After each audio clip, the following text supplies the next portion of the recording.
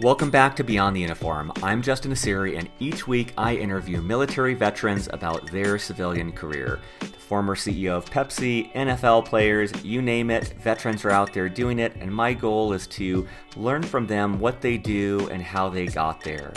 My guest today for episode number 105 is Nathan Smith.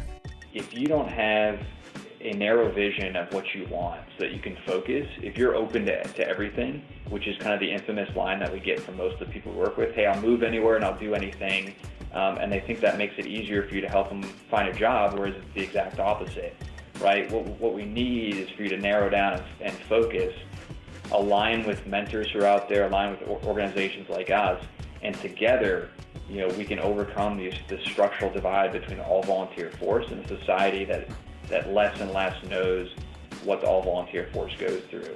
Well, as you'll learn today, Nathan is the Chief Operations Officer at an organization called Hire Heroes USA.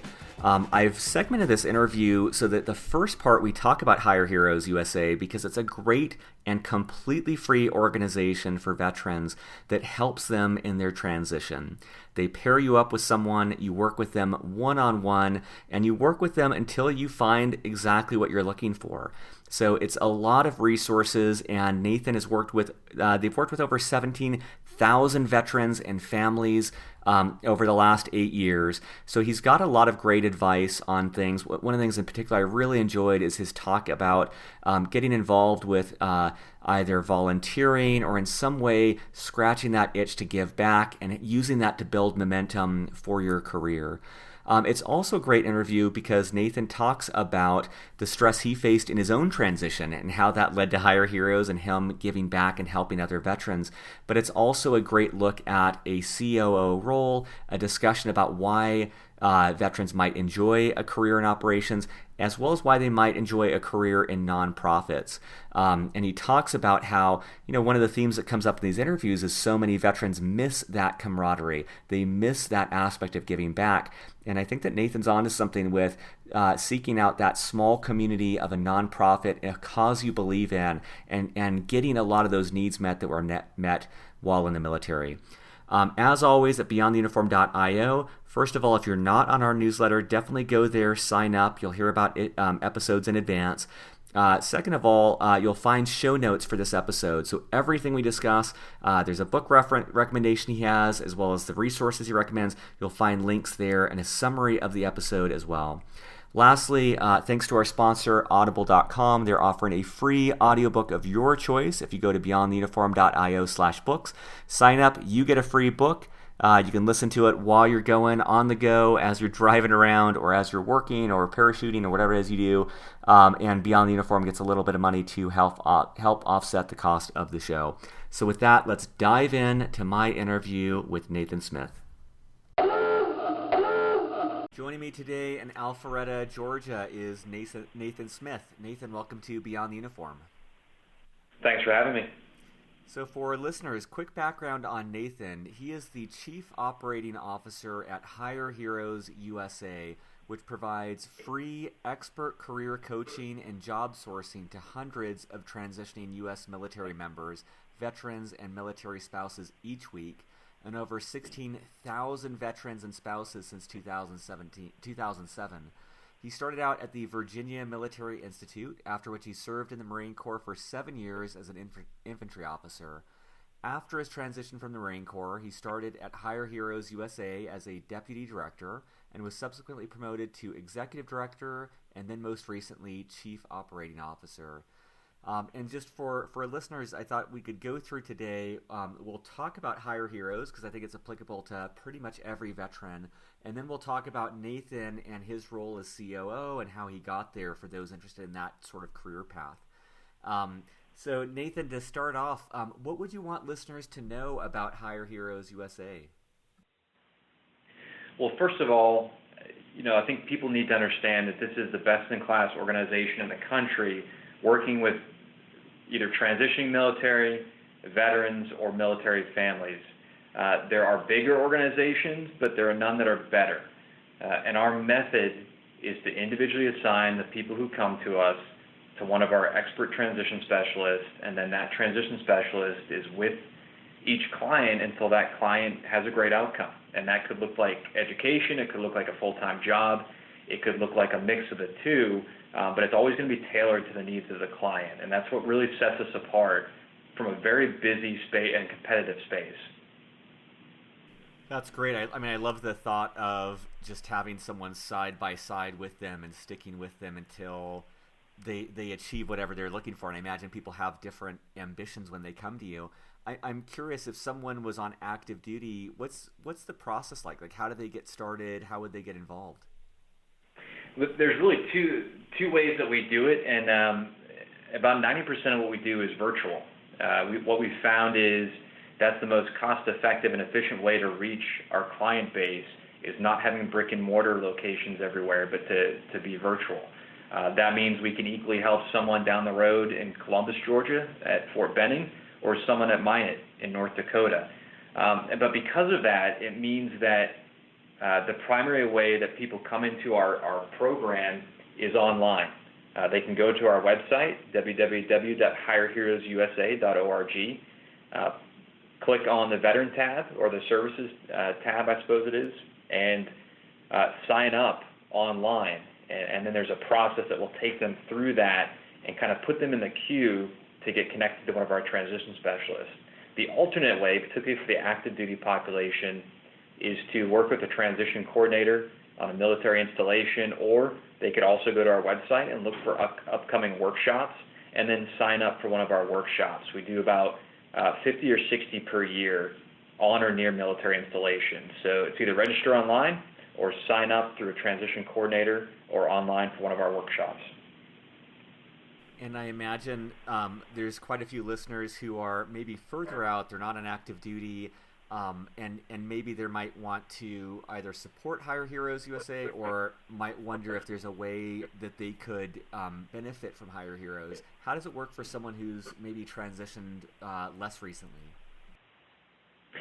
Yeah, if it's someone who's a couple years pre-separation, or someone who's maybe successfully made their transition but looking to make a career move, or even help their peer group, or even help veterans in general if they're not a veteran themselves, they can still go to our website, and there's a bunch of resources under certain tabs that they could access for resume guidance or LinkedIn guidance or interviewing skills.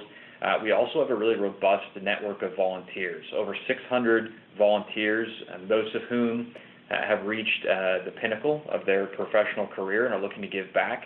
And these volunteers end up being mentors for a lot of the clients that we work with. So either you could be a transitioning military member looking for a mentor, or you could be one who's made the transition and you want to be that mentor for others. You can sign up on our volunteer tab. And for listeners, I'll put links in the show notes to all these, all the different sections on the website as well to help you find those. One thing I'm always curious to dive into, Nathan, is I just imagine that in your time with Hire Heroes, you've seen so many different veterans and family members, and you've seen so many different challenges that they face. And I'm curious to learn and understand more about, like, what are some of the common challenges you see veterans facing, or mistakes that you see them making in the transition? Well, it's a great question. I think the number one challenge that cuts across all services is lack of knowledge. Just lack of knowledge, because by definition, no active duty member has made the transition before. Of course, Reserve and Guard, it's different. But it's that lack of knowledge of what's available. And because of that, there's a lot of fear and anxiety that goes with that. The military does a great job at teaching us, it doesn't matter your service branch, you're going to be typically in a dangerous environment at some point, or operating dangerous machinery or equipment, and the military goes step by step in training us to do that, and then puts us alongside people who are experts at it, and with systems of accountability and so forth, and then you have a professional development throughout your career as long as you choose to stay in. It's just not typically that way in a lot of areas in the civilian workforce. And so as myself transitioning out, I know we'll get to that later on, but I just didn't know what the options were out there. I had a pretty good resume, but it was tailored more towards the infantry because that's what I knew, and it wouldn't have really set me up for a great job. Now that I've been out for 7 years, I've got a lot better perspective on some of the possibilities that were open to me at the time that I never knew about. And so that's why Hire Heroes exists, is to kind of eradicate that knowledge gap and make sure that we're filling in that gap with good advice that's based on hard data and results, not just what we think is good, but what actually gets results. And then we find that service members are very successful at getting great jobs. Are there any common misconceptions you see veterans having, that they have some thought of what their civilian career will look like or life as a civilian will look like, that is just something you come across quite frequently, just to alert people listening that might be not true, or might be a false expectation? Yeah, I would have people bear a couple things in mind. One is veterans are more heavily represented in the federal government, and really government at every level, than any other demographic in the United States.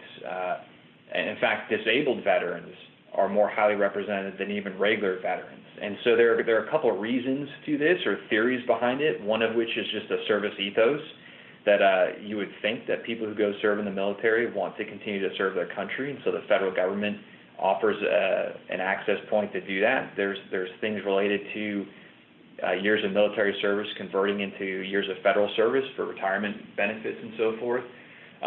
But I also think a lot of it has to do with, again, going back to that lack of knowledge and just assuming that, well, I'm kind of in a branch of the federal government now, this is my known quantity, and certainly the federal agencies recruit heavily from the military, and so it becomes a very comfortable path, but not always the best one. It's not necessarily the case that you're going to go from the military into, say, the post office, U.S. Postal Service, and stay for another 30 years. There's a non-trivial chance that the U.S. Postal Service will not exist in 30 years, although I'm not an advocate for or against that. But that's something that people need to think about, is that the entire way that we do work, whether it's government, private, nonprofit, is changing, and to not make decisions based off something that maybe an uncle or somebody who transitioned out 20 years ago is telling you, because they may not have the best insight. Another area that we see people going into is contract jobs. Once again, there's a lot of recruitment into the military of contractors, and there's some obviously great companies and great jobs that are out there. But if you're going to get offered $100,000 or more to go be a security guard in Afghanistan, you need to think about why you're being paid that much money to do something that you're paid a third of that to do in the military. And it's because there are risks and consequences that are a little bit different than when you're in the military. So just being eyes wide open to what these offers and opportunities are, and that a large dollar amount doesn't always translate into a great job opportunity. But that's often what, it can be very tempting to take that large dollar amount, but it just may not be a good fit. Yeah, I think that's great. I mean, there's definitely this sense that there's such a big unknown. I relate to that in my own transition and not knowing what's out there. And so it seems like, although a lot of people go towards the familiar, that might not be the best suited for them. And it seems like some of the people I've interviewed who have taken a leap much further away from traditional veteran career paths, they had to take a significant step back in pay and seniority. And, they got rid of that right out of the starting gate. And then over time, were able to move up pretty quickly. But it seems like the further away you get from these established either government or contractor roles, the more of a step back you need to take. And that's going to, it just takes a lot of courage and a lot of sacrifice to make that, and I think that becomes harder to do over time. The more the older we get, the more steeped in debt we get, or ladled with other obligations. It becomes harder to take that risk. And I'm curious if you have any thoughts on. I guess two of the other things I want to ask you about is, one is like education post separation versus directly to industry, and then the second is how to think about taking steps back in one's career to transition further away from the military. Yeah, That's a great point, and something that we run into quite a bit. This idea that if I can take your second question first is, do I have to plan on taking a step back or maybe a step down, whether it's level of responsibility or level of income, when I transition out? And the answer is it depends, right? That infamous Marine Corps saying, it's situationally dependent. Because I know plenty of people that transitioned out, and when you look at their total benefits package, they are doing better off than they were in the military. Plus, they would argue they have better quality of life. I know an equal number of people who did have to take that step back. It certainly was the case for me. I was paid significantly less when I transitioned out than when I was in as a Marine captain. I think it really depends on what your personal financial situation is. You may not be able to afford that step back or that step down to pursue an interesting opportunity. You may need that bird in the hand, as it were. That being said, it may not be presented to you that way. You may not actually have an earning opportunity that meets your financial requirements, in which case you're just going to have to make the best of your situation and live pretty lean for a little bit. But I would remind your listeners that unlike the military, which has very established and some would say antiquated personnel systems and levels of accession and promotion and so forth, it's usually not that way in most civilian environments. If you go into a new job and you're killing it, you could get promoted in 6 months. An opportunity could open itself in another office that you could take where you just wouldn't have had that opportunity in the military. So there is usually a larger degree of flexibility, and with it corresponding opportunity in the civilian sector. To talk about your first question, the education piece, we do find that education, formal educations with a degree at the end of it, does tend to be a great option for a lot of folks. I would encourage people not to use the GI Bill just to delay a career decision for several years and take the stipend. Yes, it does help you figure some things out, but it's not an ideal, and ultimately you're going to be behind the pack when it comes to earning if you just did it to stave off a decision. But for a lot of folks, their career path does require a degree. And without it, they're really going to be doing themselves a disservice and kind of staying back from the most competitive elements of their industry without it. And so I think that goes back to strategic planning, talking to people on the outside as well as career planners and transition coordinators on the inside. Talk to our folks at Hire Heroes USA, and we can help with those types of decisions in terms of, is education and pursuing this degree the logical next step for me? This is pretty anecdotal, but as you were talking, it made me think of another question, which was, I know that there are so many different potential career paths for veterans, and that's a big reason why I do this podcast, is to explore those and make veterans aware of those. What is your sense, or do you have a sense of what are some typical career paths that you see veterans taking, just to kind of maybe throw out food for thought for people listening to consider as possible careers for them as well?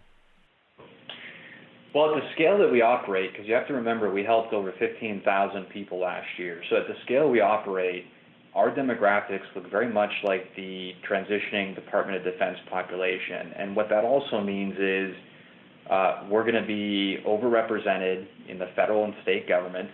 But there are some really interesting avenues or career paths that I think a lot of veterans maybe don't intuitively think about. Certainly healthcare and IT are always up there in the top 5 of the industries that the clients we work with go into. Security is up there, but we also find a lot of veterans are going into like client-facing or customer service-facing roles, not necessarily in the service industry, but in any type of job. They're used to working with people, and they get along really well. A really intriguing to me, although it was my path as well, area that I think a lot of veterans don't think about is teaching and nonprofits. It's this idea of an alternative to working in government, but still giving back and doing something that's mission-driven, that you're going to work around typically people who have the same values that you do.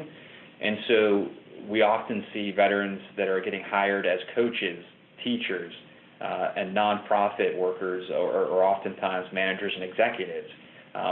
And working in the nonprofit world can be very rewarding. It can have the same level of flexibility and agility that you might get in the business world if you go into the right nonprofit. And you're getting exposure into a lot of other sections of the United States that you might not if you worked in, say, oil and gas, and you're stuck in an oil field in South Texas. So that's an interesting opportunity that we've certainly benefited from at Hire Heroes by hiring 70-plus veterans now. We value what they bring, and we think it makes us more competitive in the space, and by extension, it makes us better with our clients.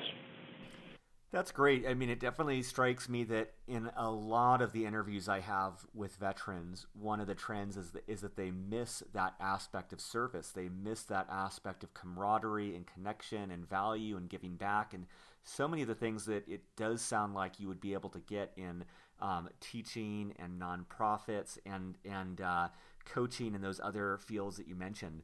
So, and that's one of the reasons I'm excited in a second to kind of step into your background, because I think that's also a great potential for a lot of veterans to consider being involved with a cause that they believe in. And I love that you highlighted that it does come with a little bit more flexibility probably than they had in the military, and some of the perks that most active duty people would associate with working as a civilian. One other question that I wanted to ask you about is, and this is just top of mind because a friend had reached out and I didn't have a good answer, and I'm wondering if you might have a better answer than the one I was able to give him. He had asked about a friend of his family who is, has separated multiple years ago and is just facing challenges. The person's been unemployed for over a year, and the friend and his family were trying to figure out what can we do to support this person. He's a veteran. He's very independent. He's not looking for other people to help or solve his problem. And so he was trying to figure out, how can I help this person without insulting them or without doing harm? And I'm wondering if you've come across that or had any thoughts on what someone might be able to do in that situation to help that loved one. It's a great question, and truly it depends on the individual situation. But I certainly have had Marines that served with me during 2 tours in Iraq who I viewed them from a distance. And listen, my full-time job is to help veterans get jobs, and it was somewhat perplexing for me to try to weigh in, help with resumes, give career guidance, and this is not coming from an amateur. It's someone who knows what I'm talking about and have, we've got over 17,000 people that we know that this works because it worked for them. And to just recognize eventually that what they didn't need was a lot of do this, don't do that, do this. They just needed some faith and some coaching and some people to be on their side. That being said, we're proponents of tough love at Hire Heroes. It's one of the reasons why we like having veterans on our team, is because they've been there. And if I'm a Marine infantryman, I can talk to another Marine infantryman who can't really tell me a lot in terms of go away, I don't want to listen to you because you don't know what I'm going through, because we do. So I think it's a balance between coaching, coming alongside as opposed to pushing or pulling, and just recognize that there are probably some other things going on beyond the career elements. There are probably some, or there might be some emotional or mental health things. There may be some substance abuse, and I'm not trying to paint a broad brush for veterans or why they might be unemployed long term. But there are probably, or there's almost certainly other factors involved if someone is long term unemployed. The other thing I would do in terms of that idea of coaching or maybe trying to get some early wins is directing or suggesting volunteer opportunities, right? So maybe take some of the pressure off in terms of going out and finding a job, and then it has to be the right job, and what if it's not a cultural fit, and instead say, what do you enjoy? What did you enjoy about the military, and how can we find some of those elements in the civilian world. If it's coaching, go find a local high school team to be an assistant coach on. Go find a nonprofit that needs volunteers. These are resume building things. These are things that are getting this person engaged with the community, and hopefully by extension is building their confidence and getting them beyond whatever this momentary lapse is, and get them producing and feeling confident so that they can then go out and get the next steps. That's great. I think that's fantastic advice, and I love that thought of just racking up some quick wins. And I do believe that most veterans have a common value of wanting to contribute, wanting to make a difference, wanting to be part of something bigger than ourselves. And so I love that thought where, it's easier to do that in a volunteering capacity, and there's so many ways in which their expertise and their life experience could help so many other people. And so I love that thought of putting them in a position where they are able to give back and they're able to see that value, and that could build up some momentum to help them find a professional way to get that value as well. I wanted to switch gears and kind of talk more about your career path, but anything we didn't cover about Hire Heroes that you wanted to just share before to move on to more of your role? Just one thing to highlight is that we are completely free to our clients. So if you have proof of military service or you have a family member who served and you can prove that, it's no charge whatsoever to you. And we also are not in receipt of government funding. We're a public charity that is funded publicly through foundations and individual Americans who believe in what we do because they believe in the value of the service members for this country. So those would be two things that sometimes people get skittish about the nonprofit environment and think that we're making money off veterans. It's just not the case. That's incredible. That's really commendable that to think of all that coming from philanthropy rather than through any sort of government subsistence. That's really, really cool. Well, I would love to hear, first of all, if you were speaking with someone on active duty, how would you describe what you do as the Chief Operations Officer?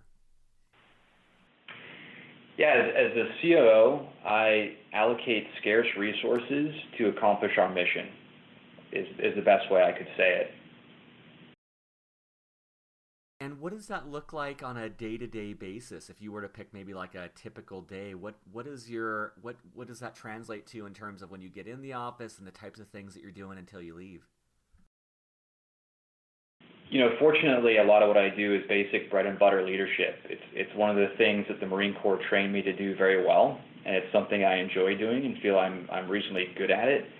And so I've got a number of directors who report to me, who in turn have managers and then other employees. And so a lot of what I do, probably half my average day, is a director coming to my office, or maybe the chief programs officer coming into my office, closing the door, and we talk about whether it's a personnel issue or whether it's an idea for a new program, or whether it's hey, we need to make this adjustment over in this program or in this office. So it's a lot of problem solving on a day-to-day basis, but it's being done in concert with other folks that I have a very high degree of respect for, and who themselves have their own ethos of excellence. And so it's a really neat environment where you're collaboratively solving problems within very limited constraints because we're a nonprofit, and always with this view towards it's all about the clients. We only exist because there are unemployed veterans and military family members, and we think that's an absolute shame. And so knowing that we're all laser focused on this narrow mission means that it helps our decision-making process, but it means we're all on the same page. And so I very much enjoy that aspect of the job. Other parts of the job are related to developing products, reviewing things as diverse as marketing materials, or reviewing a new development plan, or looking at next year's budget, formalizing job descriptions. So one of the things about working in a under 100 person company, which we call it a company even though it's a nonprofit because we run very much like a business, is as a COO you're involved in just about everything. And so no day is the same, and that keeps it fresh and interesting. That's great. Yeah, I've always felt like the anything in operations is so well suited to veterans, and I always admired at the COO level. It seems like you're able to put your hands into pretty much anything that you would like or you feel would benefit from your experience. And so I imagine that the diversity of your day really keeps it fulfilling because you're constantly tackling new problems, constantly working with different people, and you get that overview of everything, every facet of the company. Yeah, that's right. And I joke, but in the infantry, we always called ourselves the utility players. And certainly at other companies, there may be more room for specialization, but I think it's small business, and of course, the majority of Americans work for small businesses. Businesses that are under 50 employees.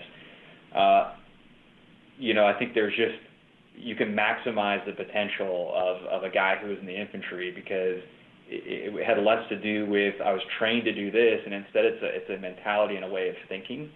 Yes, you do have to become good at the nuts and bolts. You do have to learn about basic things like nonprofit management and my role in budgeting and things like that. But those are all teachable. What's less teachable is the mentality that we bring of problem solving and doing more with less.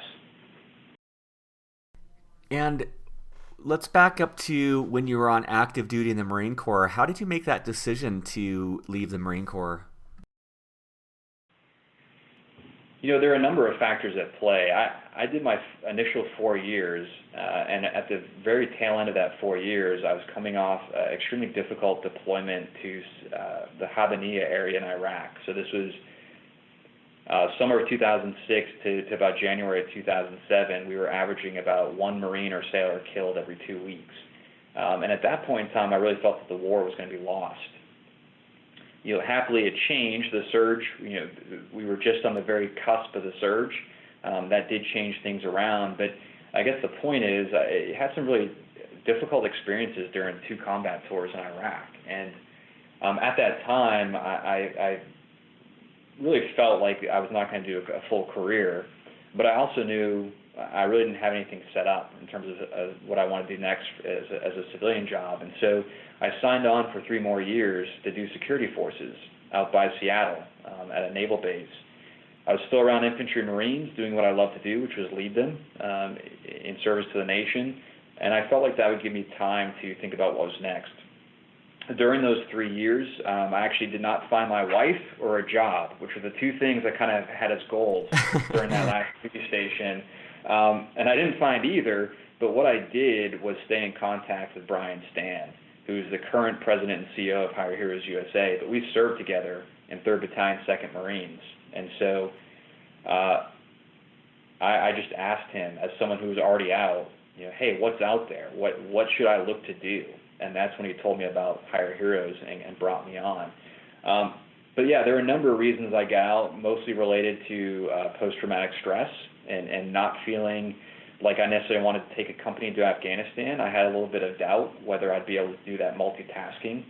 Looking back on it, I feel confident I would have done great.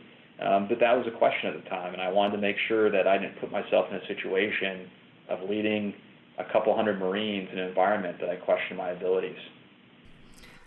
I think it's incredible too that although the primary objectives weren't obtained while you were in that Seattle area, that you stayed in contact with someone who ultimately led to your current job. And how did that come about? Like I was curious to learn about that first job search and how you ended up at Hire Heroes.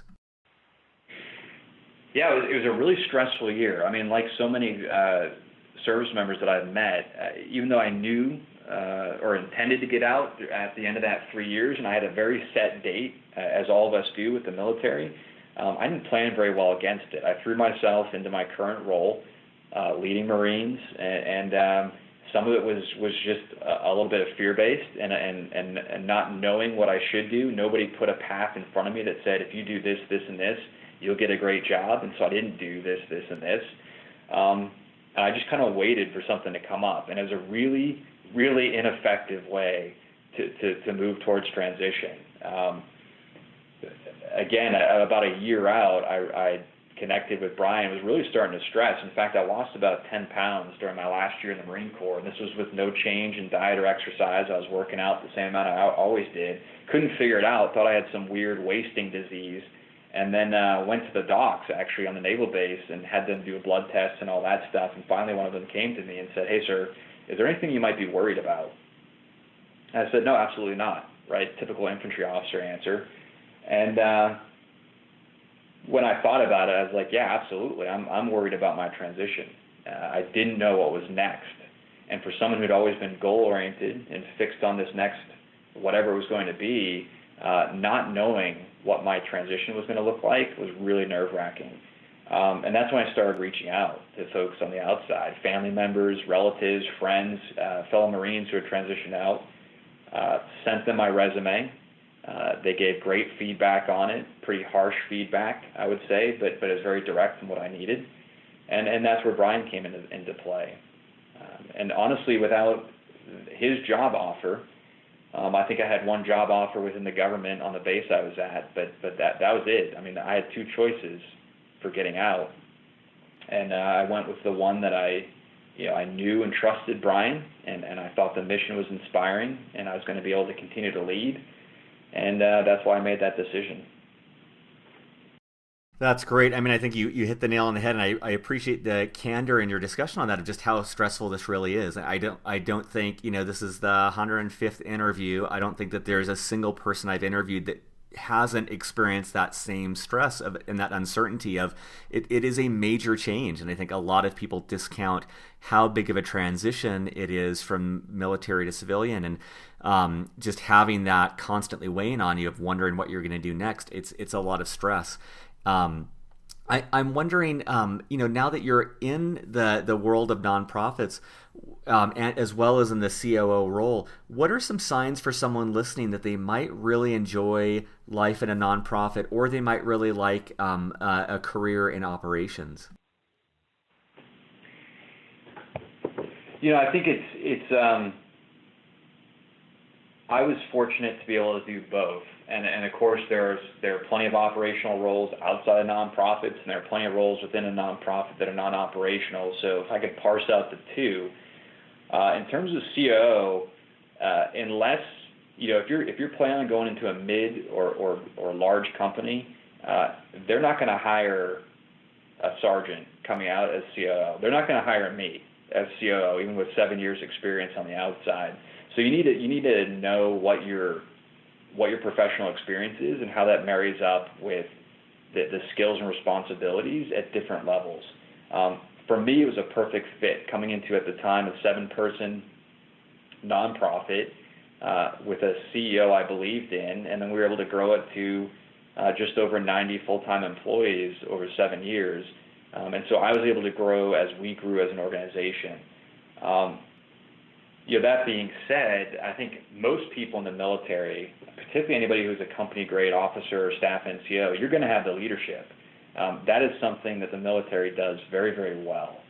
And so the leadership is there. You just have to marry it up with some skill sets. You need to know budgeting. You should probably be familiar with QuickBooks. It's not going to be harmful to know a Salesforce, a CRM, or something like that. So having some of these technical skills is really, really important in today's economy. Already mentioned some of the things that brought me to a nonprofit in terms of aligning with the mission. I knew at least one person who was going to be there that I knew had the same values that I did.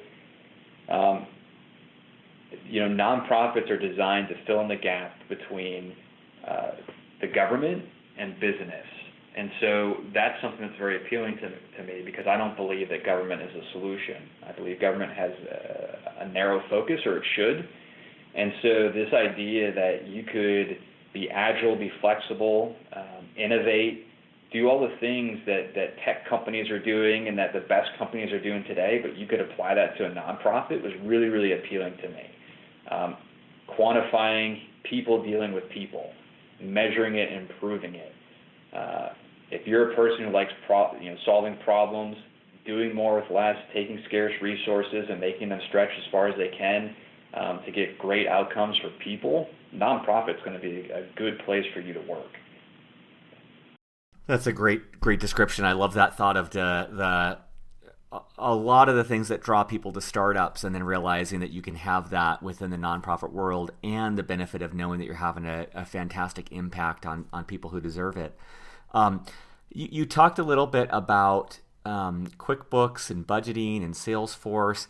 I'm always curious to get my guest's perspective on what resources they would recommend to listeners. And that could be books or programs or conferences, but just anything that you found has helped you in your civilian career that might help someone who's listening. Yeah, well, there are two things that helped for me. One is maybe not going to be as helpful to your listeners, depending. I guess it depends on their situation or environment, but one might be. So I was fortunate that when I left the Marine Corps and came on board Hire Heroes, there also happened to be one of the best public administration programs in the country over at the University of Georgia. And so my GI Bill was full up at that point, so I was able to sign on for a Master's of Public Administration and take a couple classes per semester. So I had a 3-year track instead of a kind of a traditional 2-year track, but I was able to do that while I was working full time. And the great benefit of that was that it was mutually beneficial between my employment and my education. What I was learning on the job was stuff that I was sharing with my classmates to help them. And what I was learning in school, I was coming back and implementing in the company or in the nonprofit. So I found that to be incredibly beneficial and really helped me in some of the technical areas like nonprofit budgeting or grant writing in particular.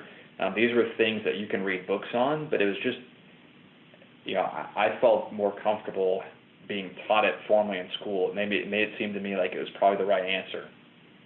The second part, which may not be as helpful to folks, is just learning by people who are doing.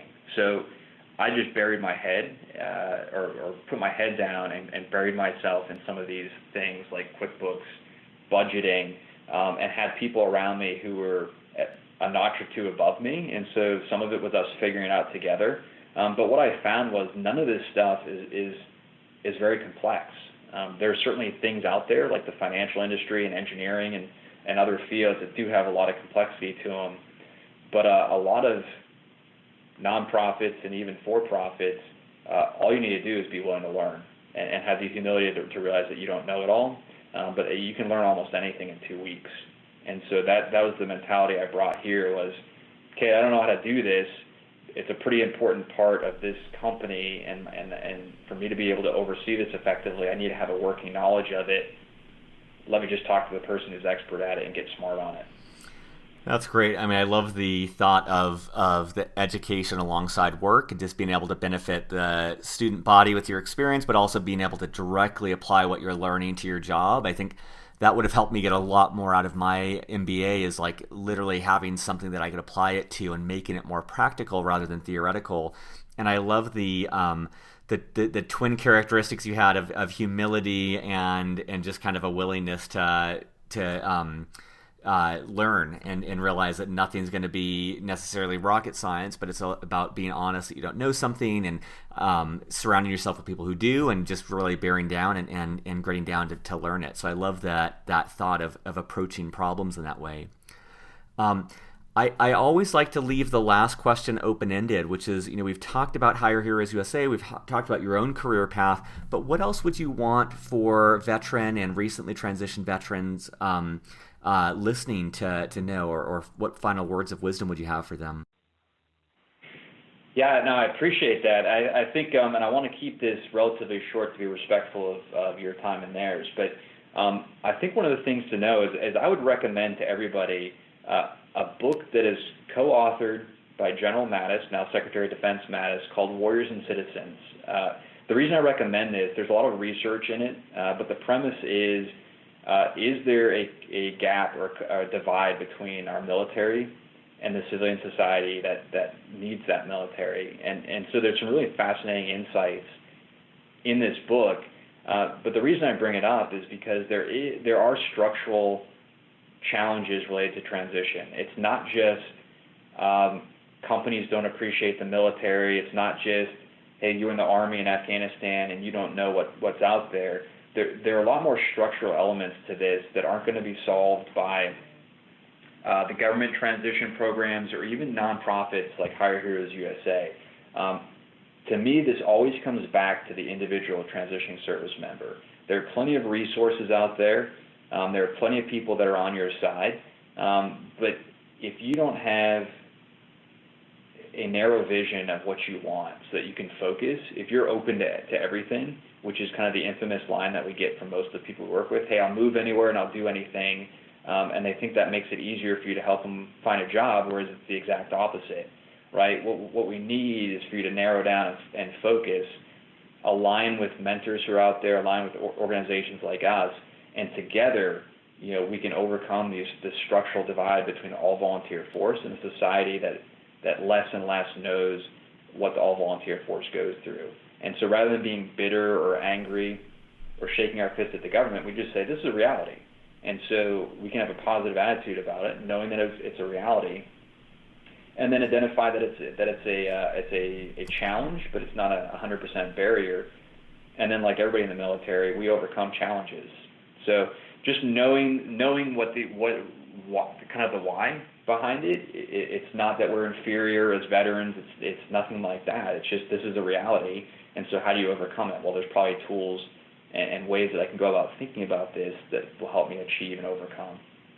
I'm so glad you said that. I think that that's so great, and I think you articulated it really well, and I think that's come up on other interviews, is this thought that it does seem like most veterans think it's an attribute to be open to anything, and in most cases that makes it very hard to find something, and it certainly makes it hard on the other end when people reach out for help and they're like, hey, can you do you know anyone who's hiring? It's like, no, I mean, I'm sure I do, but that's just way too broad. But if someone comes and they're like, hey, I'm looking for an operational role in a consumer products company related to food that has 100 people or less, it's like, okay, that I can work with, but otherwise it's just people are so busy. If you give them something too generic, it's impossible to help them. And I think that applies to everything. I imagine like resumes and interview prep and everything. If you're trying to be all things to all people, you're going to miss out in an economy that's becoming so much more specialized and so much more focused. So I just love the way that you explain that. I think that's so spot on. Well, you're the expert. You've done 105 of these. I'm just happy to help. Awesome. Well, Nathan, I appreciate your time and your advice and all this. For listeners, I'll put in show notes, links to everything that we talked about, and definitely check out Hire Heroes USA at hireheroesusa.org. Lots of great resources there, 100% free for veterans. If you're thinking about a transition, if you've already made that transition, they've got tons there to help you. So thank you so much, Nathan. Thank you, Justin. Really appreciate being on. Surface.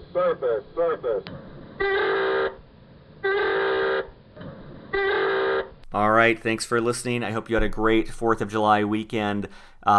If you haven't already, sign up for our newsletter at beyondtheuniform.io. If you haven't taken advantage of the audible.com offer for a free audiobook for Beyond the Uniform listeners, check that out at beyondtheuniform.io/books.